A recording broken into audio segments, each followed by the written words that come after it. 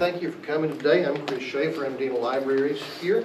And with us today, we have a little bit of a coincidence. I saw our speaker a few months ago looking around the library and got to talking to him, and he told me who he was. After he said his name, I said, "Oh my God, you're from Georgia. I used your book in my dissertation."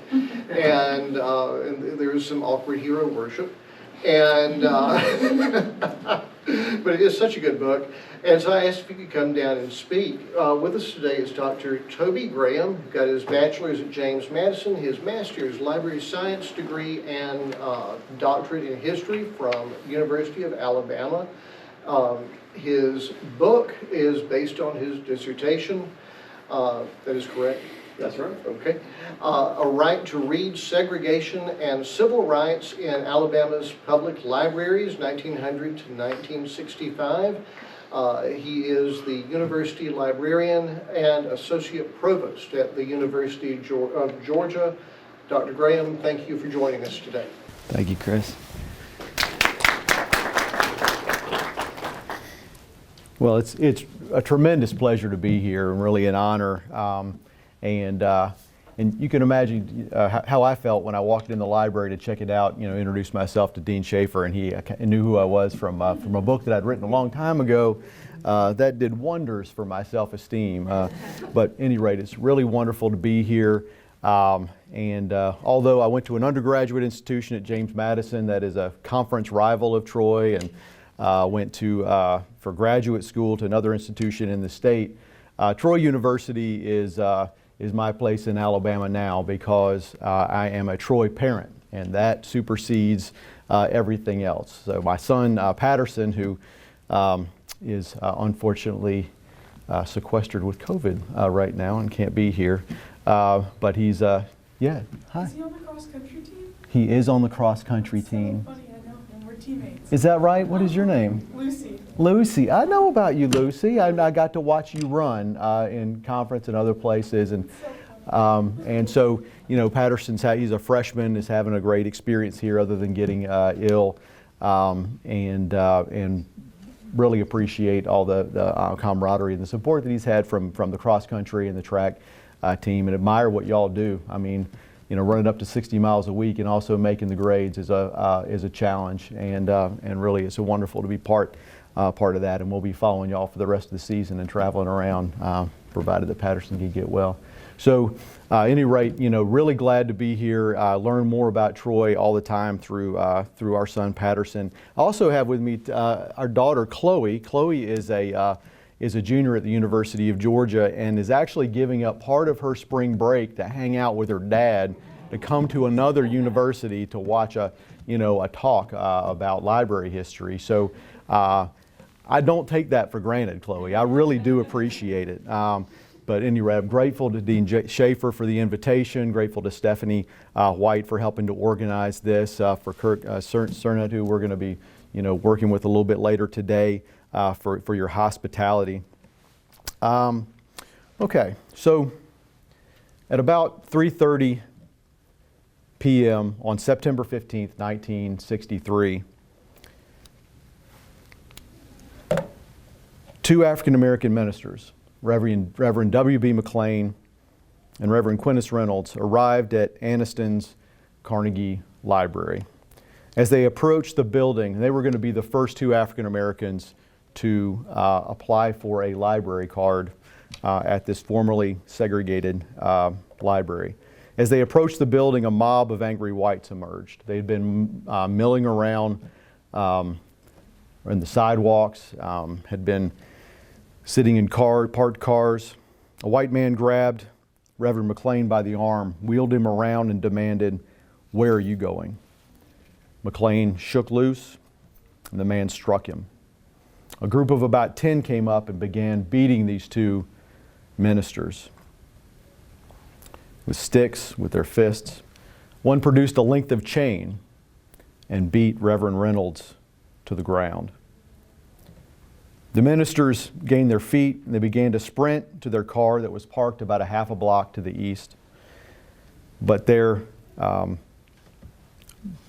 was blocked, had been blocked in The crowd was, the mob was about 70 people by this time, and they're throwing soda bottles at them, throwing rocks at them. And as they got in the car and tried to maneuver away, the mob began to shake the automobile and rock it. And then there was a sharp noise, and the window shattered. And the ministers believed that it had been gunfire and that a bullet had passed directly between the two men.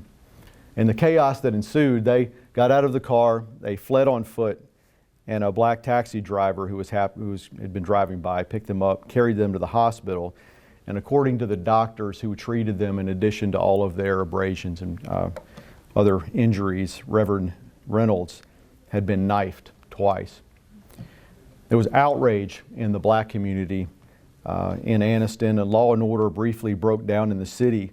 And the city as a whole was just stunned by this event. The newspaper editor for the Anniston Star wrote that he found it cruelly ironic that the act was perpetrated by white thugs, quote, who would be far more uncomfortable in a library than in a jail. Why would such a thing happen at a public library? Ideally, libraries are, open to everybody. Andrew Carnegie, if you've studied him in, history, was remembered in history as a robber baron, but also a philanthropist who gave away much of his fortune to build libraries across the United States. And he believed that libraries were the people's university, where folks, regardless of their backgrounds, could improve themselves, create opportunities for themselves. And the Southern Public Library movement in the early part of the 20th century was seen as a progressive reform that would help to promote educational and cultural development of communities across the region. But as in every other aspect of public life in the South in this era, public libraries developed as strictly segregated institutions. At the eve of the Civil Rights movement of the 1950s and 60s, there were only 60 libraries in the South that were integrated or not segregated, and those principally were in communities that were almost entirely white. So the desegregation of all of these libraries played out as a part of the Civil Rights movement, and in Alabama in particular. And so I think in that regard it's helpful to understand some of the context in which it happened. It's easy to argue that Alabama was the most consequential battleground in the Civil Rights movement and led to the most significant changes in perceptions of the American public and the most significant changes in American law. The Montgomery bus boycott was the first major direct action campaign of the Civil Rights movement, and it launched Dr. King as a national figure. The Freedom Rides in 1961, which occurred in multiple states but were most visibly violently received and generated the most attention in Alabama. The Birmingham demonstrations of 1963, which if you studied your Alabama history and remember the images of the fire hoses and the dogs turned on young African American activists in Birmingham, that were highly visible across the country and more than any other event helped to lead to the 1964 Civil Rights Act. The stand in the schoolhouse door, which Governor Wallace stood in front of the Dorda Foster Auditorium at the University of Alabama and in a bit of segregationist theater tried to block Vivian Malone and James Hood from registering as students there. But it, along with the integration of Ole Miss, was the most prominent higher ed desegregation event of that era. And then the Selma to Montgomery March in 1965 was really the most important direct action campaign leading to the 1965 Voting Rights Act, which changed so many things as the political voice of African Americans was more fully heard. So I want to talk about some of the library events and kind of place them a bit in some of these major events. So in Montgomery, as I mentioned, the bus boycott, and I'm sure everybody, we recognize this face. This is Rosa Parks, who refused to give up her seat to a white man on a bus and kicked off the Montgomery bus boycott. It was people like Joanne Robinson, who was a professor at Alabama State, who helped to organize the boycott, but a young black pastor, Dr. King, who was leading the the Dexter Avenue Baptist Church became involved, and really that helped to, as I said, launch his career. Elsewhere in Montgomery at this time, at the public library, there was a librarian whose name was Juliet Hampton Morgan. She was a native Alabamian from a very prominent family, well educated. She was a vocal supporter of the Montgomery bus boycott and wrote numerous letters published in the Montgomery Advertiser newspaper. She was part of the biracial organization that helped to promote opportunities for the African American community in Montgomery. But as a result of that, she was heavily persecuted. She was, people went and had little demonstrations in front of the library and tore up their library cards, and people in the library would throw things at her when she was trying to work there. The city government tried to get her fired. The library board actually sort of for a while stood up for her First Amendment right to express herself. But ultimately the pressure was so intense, all of her friends sort of turned on her, even her mother turned on her. And one night, a cross was burned on her lawn, and the next night, utterly alone and depressed, she took her own life in 1957. In these early days of the civil rights movement, the forces of massive resistance, that is the whites that were just going to, after all of the, this is after Brown versus Board of Education that established that separation was inherently unequal, but the forces of mass resistance were going to delay that and push against that as hard and as long as they could. And they became more organized and more powerful. And by 1959, there were so many white Alabama legislators wanting to put forward new segregation laws that the state created a segregation screening committee just to vet all of this new legislation. And it was in this context that Senator Edens, Big Ed Edens from Marengo County, he was a 250-pound, 6'4" ex-Marine who had fought in World War I as a 15-year-old.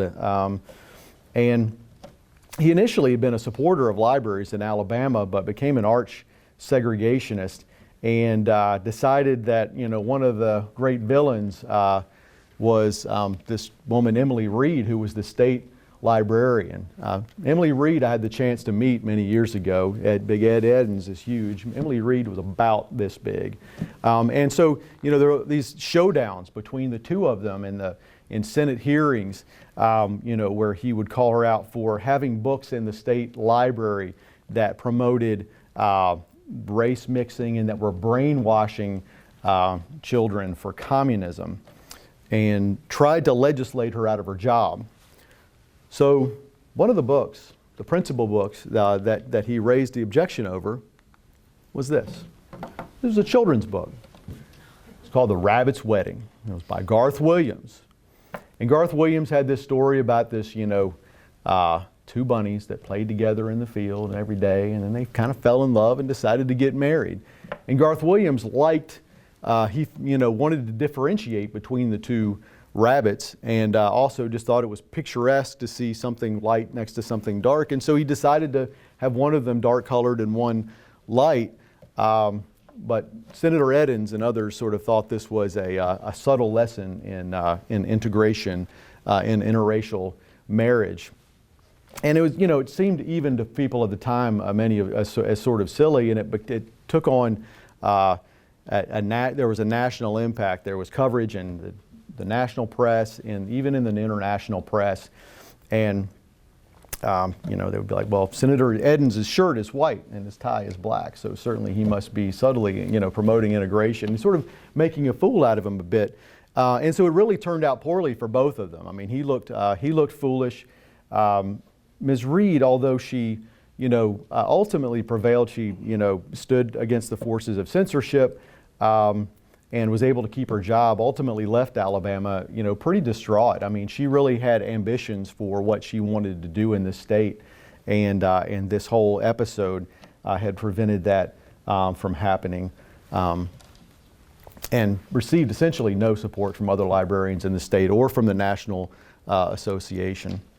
So one of the lessons is that, when it came to actually desegregating libraries in the South in places like Montgomery and Birmingham and Anniston. I mean, it was going to take more than principled white librarians, pushing the matter.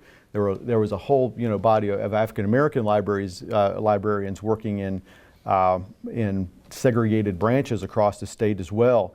But it was ultimately going to take dedicated black communities bolstered by judicial action to really affect change. And in 1961, there was a case in Virginia, Giles versus Danville, where the precedent was established that library segregation was unconstitutional, but that was going to have to be pressed in every community across the South where there was resistance. So initially, let's go ahead and play one clip that just shows the beginnings of the read-in movement in the South. So this is in Albany, Georgia.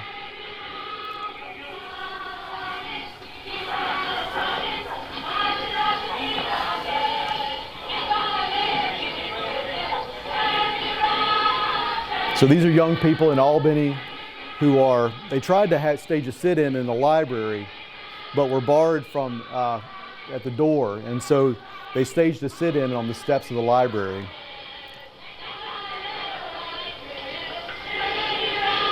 We can go ahead and pause it now. This was part of a citywide campaign in Albany in 1961 and 62.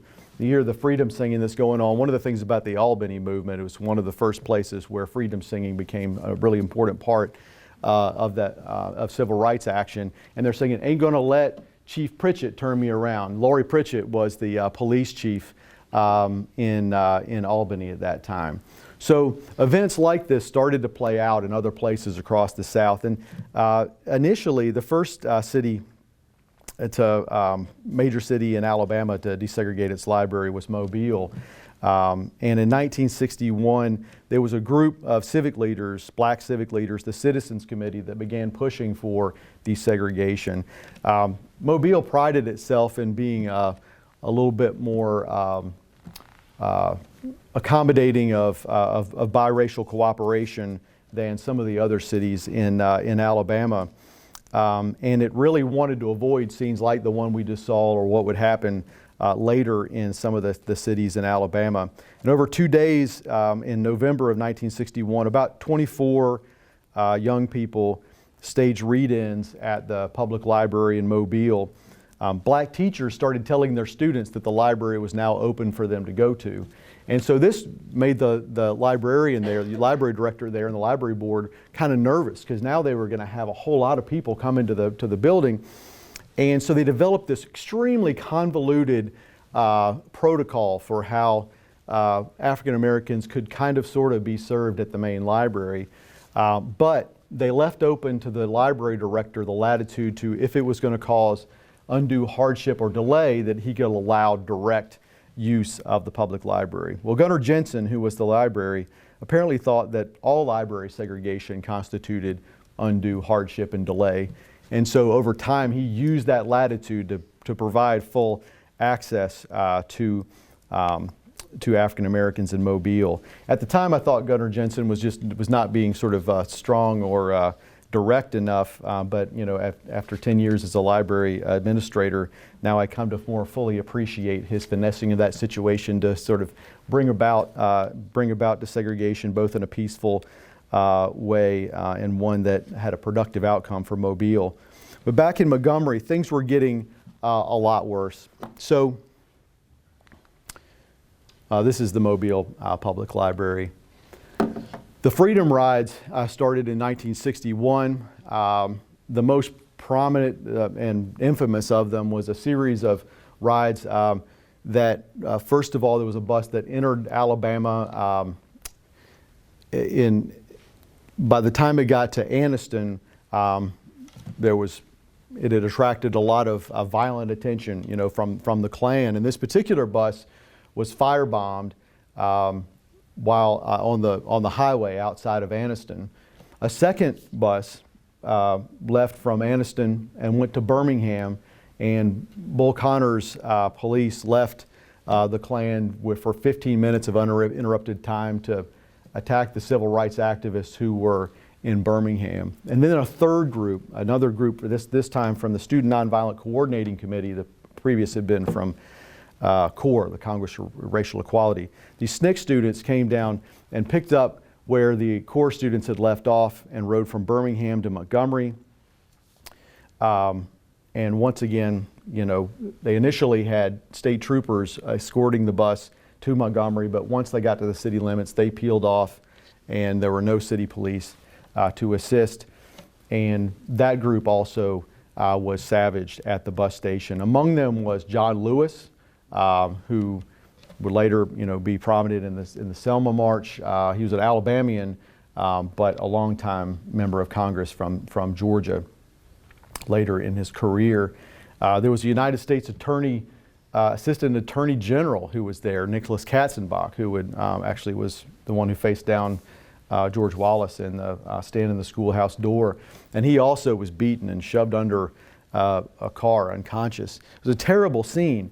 And that night, this is another one of the clips if you want to cue this up. And again, I know this is not specifically about libraries, but I think it's important to help set the stage of what's happening in the background.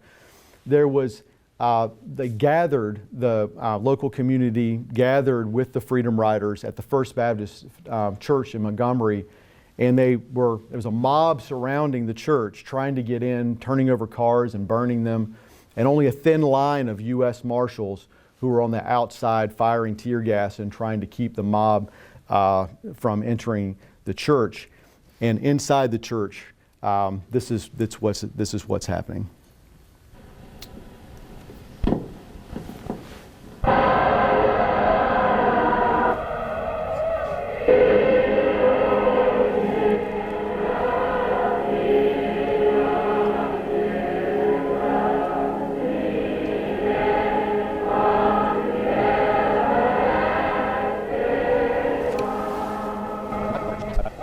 Troops are on the way into Montgomery now and will be here very soon.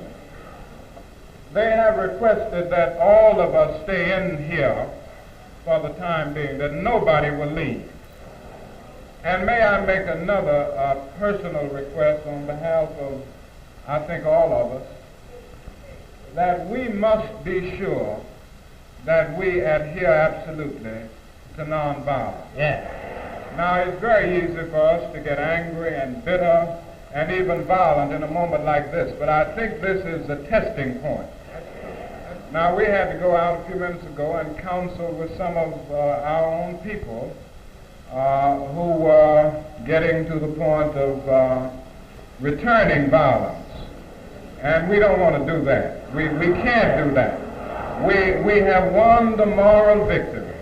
Okay, that's good. So outside the mob, you know, inside this group of mostly African American congregants, you know, arm in arm singing "Leaning on the Everlasting Arms," and Dr. King preaching this message of nonviolence. And, you know, I mentioned how important Alabama was to changing the minds of Americans and changing America. And there were several ingredients that kind of went to making that happen. And one of them certainly was a dedicated local African American communities that would push against the boundaries of segregation.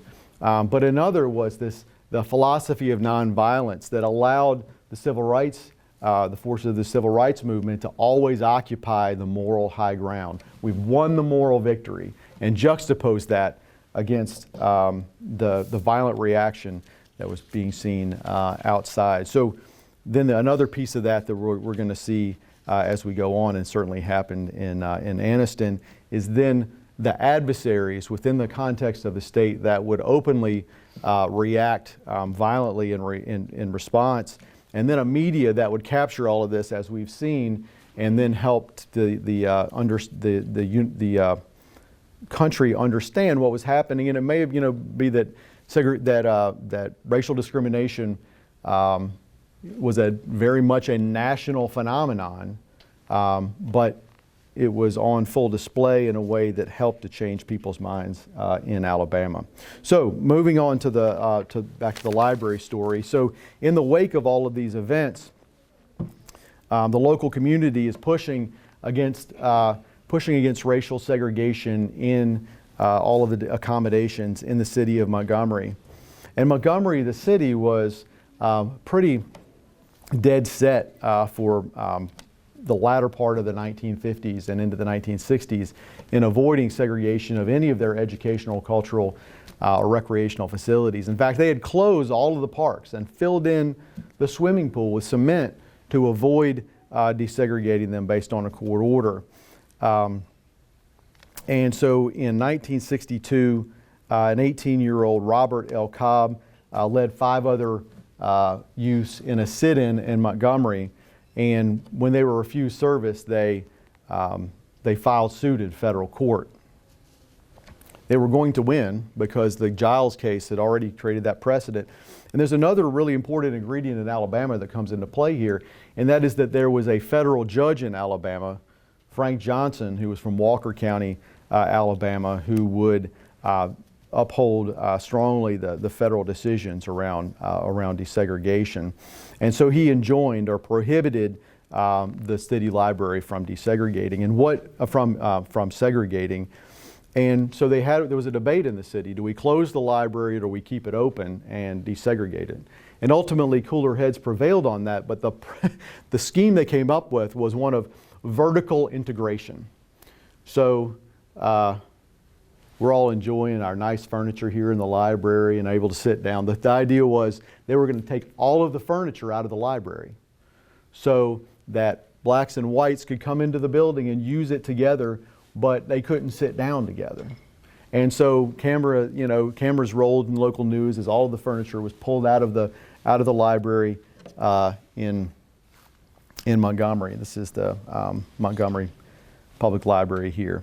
But when they arrived, the African Americans arrived in the morning of August 13th, again in '62, at 9 a.m. to use the newly integrated library. Klansmen were already there. They were walking around on the sidewalk, kind of cruising around in cars.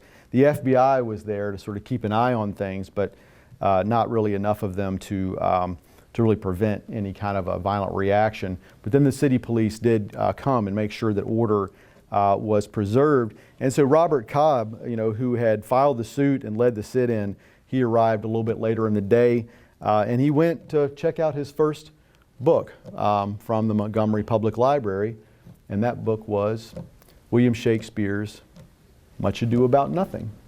And it actually had been pulled off with very little disturbance. But there is one thing I do want to mention about this library, just to bring us up to the present. Do you remember my mention of Juliet Hampton Morgan, who had worked here and had basically been persecuted until she ended up taking her own life? This building is now the Juliet Hampton Morgan Memorial Library. The name was changed in 2005. And the African American branch in Montgomery, that was where blacks did have access to library services, is named for Bertha Pleasant Williams, who was the librarian there. Okay, so let's go to Birmingham. So as I mentioned, the Birmingham demonstrations in 1963 ended up becoming one of the most important events of the entire African American civil rights movement. Dr. King and the Southern Christian Leadership Conference, working with local black community and black leaders like Fred Shuttlesworth, had a citywide campaign. They had tried it in Albany, where we saw earlier, and it didn't really work. But in Birmingham, sort of pitting these civil rights activists against the hardline government of Bull Connor and Commissioner Haynes resulted in a spectacle that helped to bring about the Civil Rights Act of 1964. But the library desegregation component of it happened as one of the chapters of this citywide campaign. Before that, there was a woman named Lola Hendricks, who was another person I had a chance to talk to during my research, who had attempted to use the library a year earlier, was denied access. The Commissioner Haynes, when he was asked about what he thought about it, he said, if the libraries and schools are integrated, it will be quote unquote at gunpoint. But a court case, a suit was brought by Lola Hendricks, and that was sort of playing out at this time. And in the early days of the Birmingham demonstrations in April, it was kind of the low point of them. They were not really getting the traction that they were looking for. And one of the things that they decided to do to try to push desegregation in the city was to desegregate the library. So they came up with an idea about how to conduct sit-ins at Birmingham's public library. So first of all, they'd never been in. They didn't know what it was like. And so they recruited a woman named Deanie Drew. And Deanie was married to John Drew, who was a very successful black insurance businessman. And they lived on what became known as Dynamite Hill, because that's where Martin Luther King spent time at their house and so forth. But some of those homes were bombed during this period for their support, including the Drews, for their support of the civil rights movement. But Deanie Drew was very fair-complected, and she could actually, they thought, pass as white. So she dressed up as sort of a white society matron and went in to sort of spy things, to sort of scout things out at the library, and then reported back to Wyatt T. Walker, who was helping to lead the young activists from Miles College. And what Deanie Drew told me was, despite all the other danger that she was in, just being, alone in this white world and carrying out her sort of surveillance assignment was one of the most frightening days of her life. But she reported back, and then a group of Miles College students came in. This gentleman over here, young fellow, his name is U.W. Clemon, and so he was one of the Miles College students who staged the sit-in, would later become Alabama's first black federal district judge. So one of the things that you'll notice about this sit-in that's different from the ones I've talked about for libraries before is there are photographs of it. So they were very consciously trying to have this be something that would get reported on and would make headlines. And so that's why we have photographs from the Birmingham News, because although this was not something that they told the library about, they did have tell reporters about it. And so we have this photograph, among others. This is another from the next day. Again, Chris, when I saw earlier, earlier in my career, I saw this. I saw a sit-in.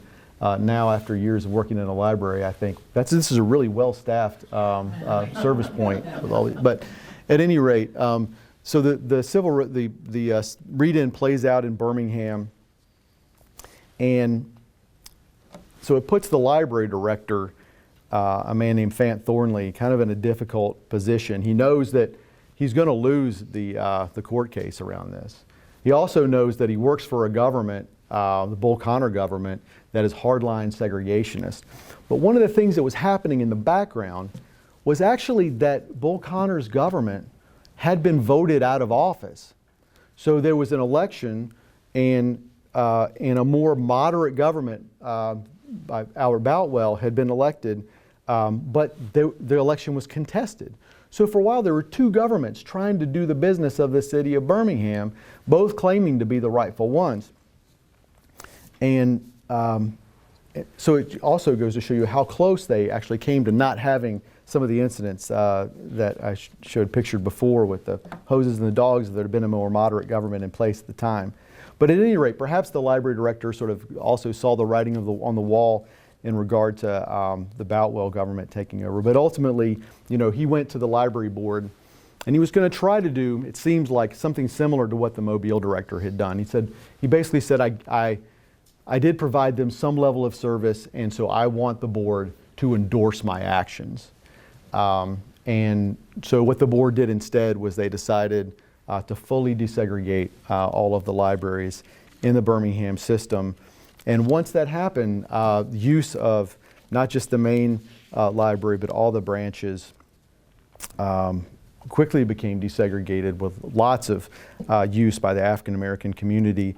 And by the time that the library director had to appear before the court in the Hendricks case, he could say truthfully that segregation in Birmingham libraries were a thing of the past. Some of the other cities, like Huntsville and Selma, were a bit different. Selma was interesting in the state. So Selma we associate with the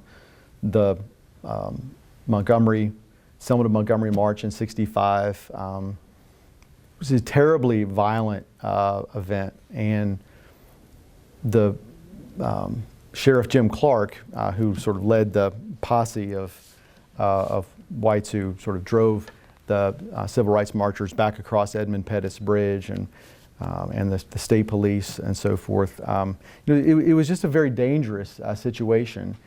And so I actually give a tremendous amount of credit to the librarian there who, just a year before that, she had the library board over to her house, and she had all of these sort of requests for desegregation, and she just said, gentlemen, she had them for breakfast.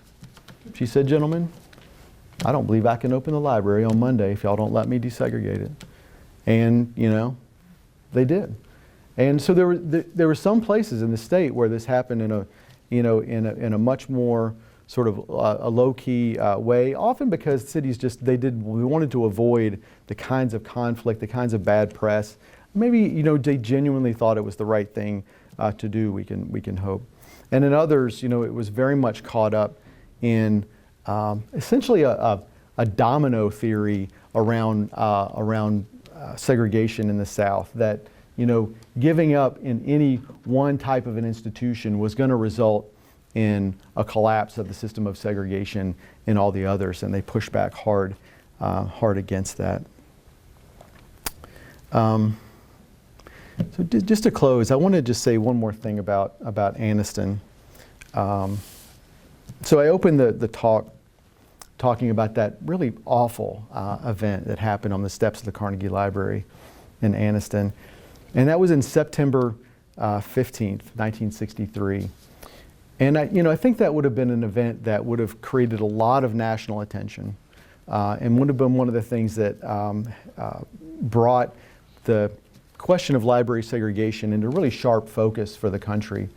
But there was something else that happened on that day that overshadowed it and was a real tragedy. And it was the same day that the bombing of the 16th Street Baptist Church in Birmingham that killed 4 little girls, that racked a nation with guilt, and also just helped to change the minds of Americans. So that's what I've got. Any questions from me today? Just a comment. I was born in 1970. Was in Birmingham until I was 10. My mother was from Anniston. And one of the reasons your book resonated with me so much was, that scene, which I think is the opening, in Anniston, because, by the 1970s, at least from the eyes of a child, it was just totally integrated. Everything was normal. I'd be taken, they'd take me to the library in both Birmingham and Anniston. Everything was fine. And so it's just amazing how much it, again, through the eyes of a child, really just calmed and was normalized. I want to say one thing about Anniston, in that regard. I mean, it's really tragic on a number of levels, because in a lot of ways Anniston was a more moderate, was more moderate on racial issues than a lot of other places. And so it's kind of tragic that some of the worst things, including the firebombing of the Trailways bus and then the event that described it, they're associated with Anniston. Because there really was a genuine desire. There was a biracial committee there that had a genuine desire, both in the black and the white community, to navigate the challenge of race relations in a civil way and in a progressive and productive way. And in some ways, the segregationist side talks about sort of outside agitators coming in. Well, in this case, with the situation at the library, it was folks who had come in from, those Klansmen had come from other places. In fact, the person who was kind of the ringleader on it, do y'all know who Nat King Cole is? I know that's the wrong generation for Nat King Cole, but he was, wonderful singer. If you turn on the Christmas channel on the radio, you'll hear. But Nat King Cole was a wonderful African American singer who was attacked on stage in Birmingham, and it was the same person who had orchestrated that. So this was, anyway, it was unfortunate in a lot of ways that Anniston is associated with such difficult racial history. Yes? First of all, thank you very much. That was really very interesting. When the KKK and other just white mobs would show up at the various places to protest, either a protest or something else, how were they organized? You know, we often think about the networks and organizations for the protest. I mean, are they meetings, sending out newsletters, or is it spontaneous, or how organized is that resistance? Yeah, so that's a great question, and I think it's harder to know. I was not able to find a lot of evidence around how those groups were organized, but there was there was different sets of people who were involved in massive resistance. There was the Klansmen and sort of the violent mob sort who were theoretically part of a secret society, and so there was FBI infiltration trying to understand how they were organized and so forth. And then there was the more well-heeled segregationists, the White Citizens Council, that was using more economic pressures and other things of that nature. It's a little bit easier to follow them because they actually publish their own little newsletter and all this sort of thing. I wish I could answer your question with a little bit more precision. Illegal activity is hard to study for exactly that reason. So. Yeah, I wondered about it because again, going back to Anniston, so that whole thing where McLean and Reynolds came to the library, that was supposed to be a secret. Oh. So there was no press. There's no pictures of it because there was no press involved. The idea was, and this is the city government and the biracial committee and the library board had kind of come together and like, we're going to do this and we're going to do it quietly and we're going to present a fait accompli. This is done, right? And word got out. Exactly. Yeah.